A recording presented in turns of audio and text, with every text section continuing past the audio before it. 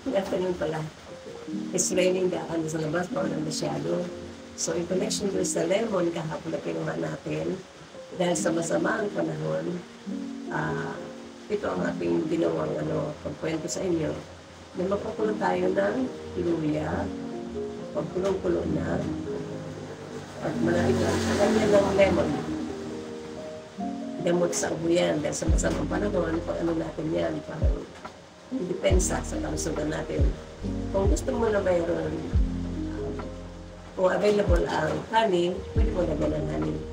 Pero kung kaya mo inumin, wala ng mga honey pa, mas magaling para wala masyadong tamis na katawan. Wala masyadong tamis. Actually, ang honey, hindi naman kasing tamis yan ang resulta. Mas safer yan. Kasi ito, magaling ito sa mga sore throat, mga allergy, magaling ito sila. Mga nahihilo dahil sa narikosa ng gutom o nahilo sa ways, ang salabat magaling ito. Subuko na ito sa ikinipagka ko sa inyo. Okay, tapos na tayo dito. Dito namin ito sa isa. Itong oregano ay magaling siya sa ubo. Pinubuhay mo siya. Kasama ang bawang. Mga isang butil na bawang, dalawang butil na bawang. Nakuha mo dito ng mga 4 to 6 na dahon-dahon.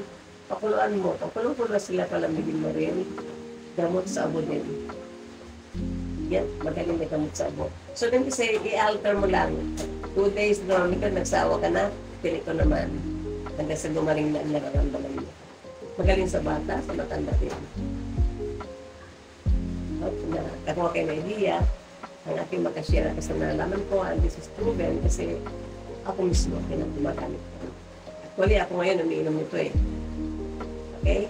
Maraming salamat sa inyo ha.